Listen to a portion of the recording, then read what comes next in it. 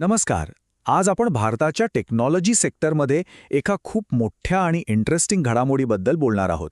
एक अशी योजना जी देशाच्या इलेक्ट्रॉनिक्स मॅन्युफॅक्चरिंगचं भविष्यच बदलू शकते. चला तर मग पाहूया काय आहे हे नेमकं. स्क्रीनवरचा हा आकडा बघा, 7,104 कोटी रुपये. आता प्रश्न हा आहे की हा एवढा मोठा आकडा नक्की आहे तरी कशाचा? कारण ही रक्कम प्रचंड आहे आणि याच्या मागे एक जबरदस्त कहाणी दडलेली आहे. तर याचं उत्तर आहे हे. सरकारने इलेक्ट्रॉनिक्स सेक्टरमध्ये नुकतेच 29 नवीन इन्व्हेस्टमेंट प्रपोजल्सना मंजुरी दिली आहे आणि या सगळ्यांची मिळून किंमत आहे बरोबर 7,104 कोटी रुपये. याचा सरळ अर्थ काय, तर या सेक्टरमध्ये गुंतवणुकीची एक मोठी लाट येते. पण मग ही सगळी गुंतवणूक अचानक येतेय कुठून? यामागे आहे सरकारची एक खास योजना. आणि याच योजनेला, जिला ECMS म्हणतात, आपण आता जरा नीट समजून घेऊया. ओके, तर ECMS म्हणजे इलेक्ट्रॉनिक्स कंपोनेंट मॅन्युफॅक्चरिंग स्कीम. आता हे नाव जरा मोठं वाटेल, पण सोप्या भाषेत सांगायचं झालं तर ही एक सरकारी स्कीम आहे. आणि हिचा मेन उद्देश काय आहे, तर भारतात इलेक्ट्रॉनिक्सचे जे सुटे भाग म्हणजे कंपोनेंट्स बनतात, त्या कंपन्यांसाठी एक सॉलिड आणि सपोर्टिव्ह वातावरण तयार करणं. बरं, या योजनेचा एक रोडमॅप पण आहे आणि तो अगदी क्लिअर आहे. ही स्कीम 2025-26 या फायनान्शियल इयरमध्ये सुरू होईल, पुढची 6 वर्ष चालेल आणि 2031-32 मध्ये संपेल. म्हणजे कसं, एक ठरवून एका टार्गेटसोबत आखलेला हा प्लॅन आहे. आता एक स्वाभाविक प्रश्न डोक्यात येतो की ठीक आहे, योजना आहे, पण कंपन्या यात पैसे का लावतील? त्यांना काय फायदा? सरकार त्यांना आकर्षित करण्यासाठी नक्की काय करतंय? याचं उत्तर दडलंय योजनेच्या इन्सेंटिव्ह पॅकेजमध्ये. तर मग गुंतवणूकदारांसाठी यात नक्की काय आहे? असं काय हुक आहे की ते भारतात येऊन मॅन्युफॅक्चरिंग करायला तयार होतील? सरकार त्यांना नक्की कोणत्या प्रकारची फायनान्शियल मदत किंवा सवलती देणार आहे? हे बघा, ही स्कीम मूलतः 3 प्रकारचे इन्सेंटिव्ह्ज देते.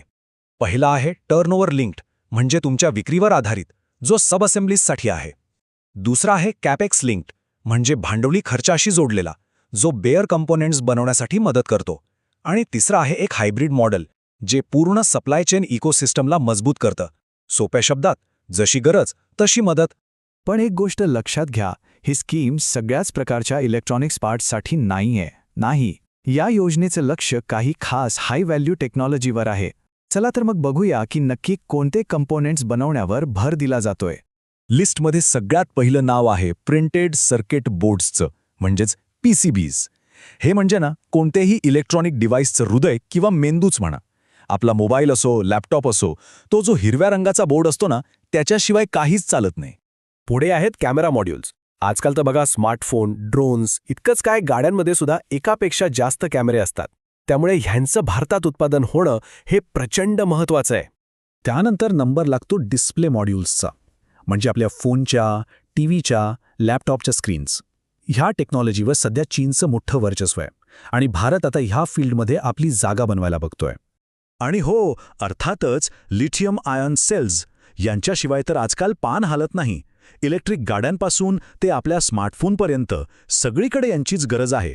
बॅटरी टेक्नॉलॉजीमध्ये आत्मनिर्भर होण्याच्या दृष्टीने हे एक खूप मोठं पाऊल आहे. तर हे फक्त काही सुटे भाग बनवण्यापुरतं मर्यादित नाहीये, अजिबात नाही. या योजनेच्या मागे एक खूप मोठी, एक जागतिक महत्वाकांक्षा आहे. चला आता या सगळ्या प्रयत्नांना एका मोठ्या ग्लोबल पिक्चरमध्ये ठेवून बघूया. आणि हेच आहे या पूर्ण योजनेचं अंतिम ध्येय. भारताच्या इलेक्ट्रॉनिक्स इंडस्ट्रीला ग्लोबल व्हॅल्यू चेनसोबत, म्हणजे जागतिक पुरवठा साखळीशी जोडणं. सोप्या भाषेत, भारताला या ग्लोबल सप्लाय चेनचा एक महत्त्वाचा आणि अविभाज्य भाग बनवणं, जेणेकरून जगातल्या मोठ्या कंपन्या भारताकडे एक विश्वासू पार्टनर म्हणून बघतील. ही स्लाइड बघा, म्हणजे तुम्हाला या योजनेची भव्यता लक्षात येईल. आत्ता जी 7,104 कोटी रुपयांची गुंतवणूक मंजूर झालीये ती या योजनेच्या एकूण 40,000 कोटी रुपयांच्या बजेटचा फक्त एक हिस्सा आहे. म्हणजे अजून खूप मोठा पल्ला गाठायचा आहे. हा चार्ट बघा, यातून एकदम स्पष्ट दिसतंय की आत्तापर्यंत टोटल बजेटपैकी फक्त जवळपास 18% निधीच मंजूर झालाय.